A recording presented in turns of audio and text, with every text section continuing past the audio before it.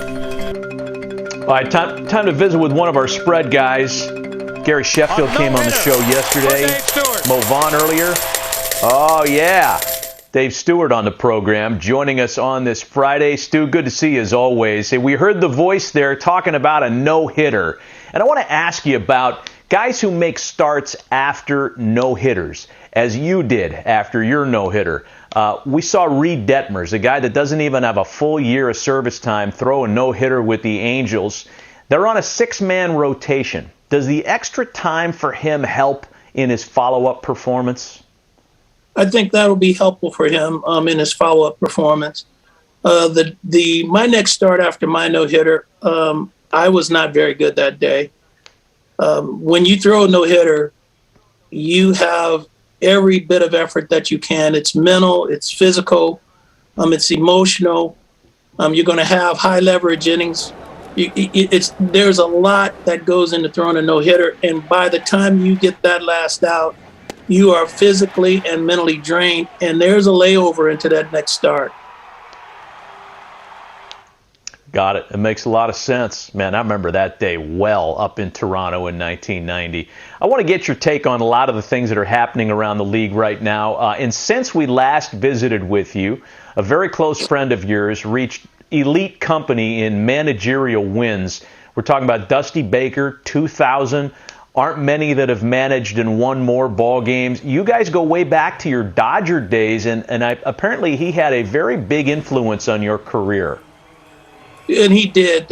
Dusty came into my life when I was an 18-year-old kid coming into spring training with the Dodgers. And it's kind of crazy because I came into camp number throughout the minor leagues, and quite frankly, in high school was number 12.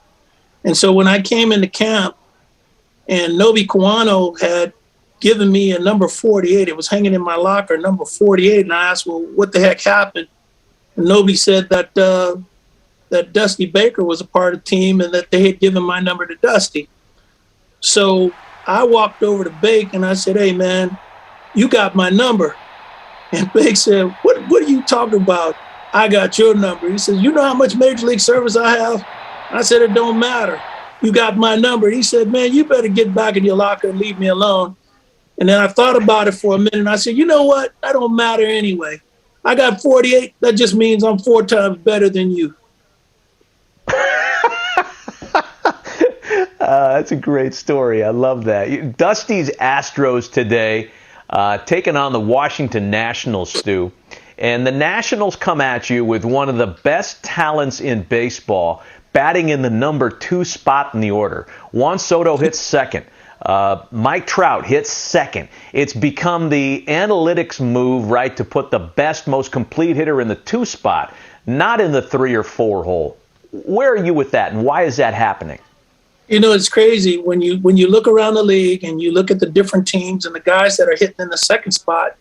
Those are guys that normally hit 3rd, 4th, and 5th in your lineup. They're run producers, guys that drive in the runs and produce runs for your team. And they're usually one of your better hitters on the team. My guess would be that, you know, if your table setter gets on, your leadoff guy gets on, your second hitter is going to see a lot of fastballs with distraction of the runner at first base. You're going to see more fastballs than normally. Not as many breaking balls would be my guess. And if you get an opportunity to see more fastballs, that also means that you have an opportunity to put runs on the board earlier, sooner, with the power in the bat. That, you know, it could lead to, you know, extra base hits with the guy hitting second. That could be the only thing that I would think would maneuver lineups in the way that they're going now. You know, with the conversation around baseball that the ball itself isn't traveling as far, you, from a pitching standpoint, would that change your approach at all? Would you be more comfortable with contact if you thought the ball wasn't traveling as people say it isn't?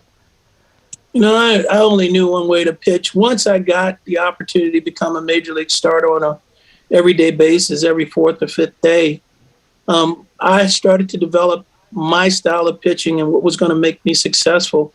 Pounding the strike zone with my fastball early in the count, getting ahead of the count if I could with my fastball, commanding the strike zone with my fastball, and then trying to get my outs with my other pitches, whether it's a fork ball. Got to be honest, my breaking ball was so crappy. I never try to finish hitters with that, but I used it carefully early in the count. And so to answer your question is, no, my game plan was set. I felt that the best way for me to attack hitters was the way that I was going to attack them. Didn't matter if the ball was lively, if it was a dead ball.